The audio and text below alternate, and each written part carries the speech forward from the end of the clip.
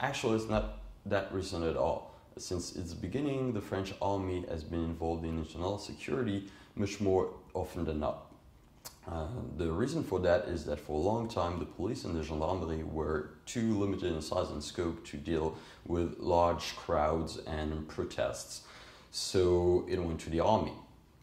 The result for that was massive and widely unpopular use of military force, which over the time, as democracy and civil rights were progressing throughout the country, became more and more problematic.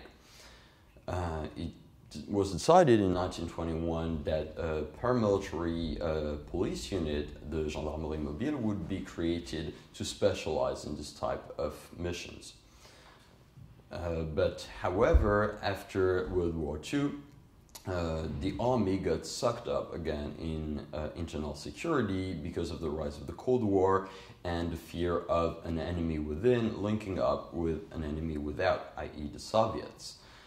So it was not before the end of the Cold War that the army finally began to look away from internal security and focus on foreign overseas missions. However, the rise of the terrorist threats in the 90s led the authorities to maintain a small rotating force on homeland security duties, patrolling the streets and especially touristic areas, the airports and train stations.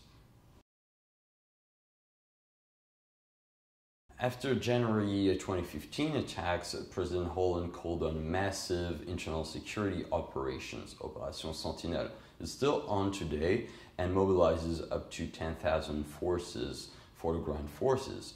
This represents more than 10 times more than before the attacks, and also 15% of the total operational force available for the French army. So this is a massive effort. So it has a tremendous impact on availability and capability of the French army, especially as the High Command had to draw on the training time to make up for the numbers, leading up to a 70% cancellation rates in some training centers. The government acknowledged that and decided to recruit more troops and voted more credits to make up for those busy with homeland security. But capacity is not everything. There also have been a growing concern in the morale within the army, as homeland security missions are not particularly exciting.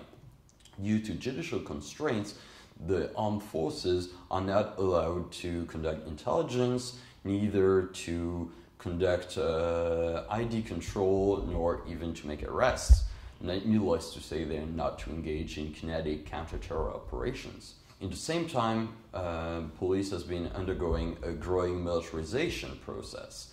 SWAT teams are on the rise, and even regular patrol units are now being equipped with assault rifles and bulletproof vests, providing some resentment and growing feeling of uselessness within the armed forces.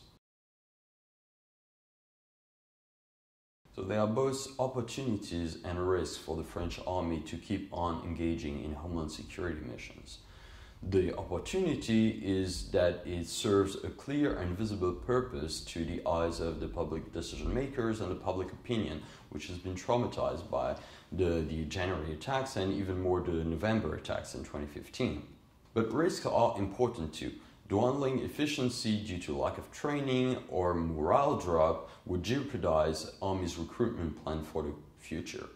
But most important than all is that the concentration on homeland security duties would reduce the Army's strategic vision to homeland, and then it would become very difficult for the Army to justify in front of the Parliament the credits and funding for high-end, capital-intensive material and missions abroad.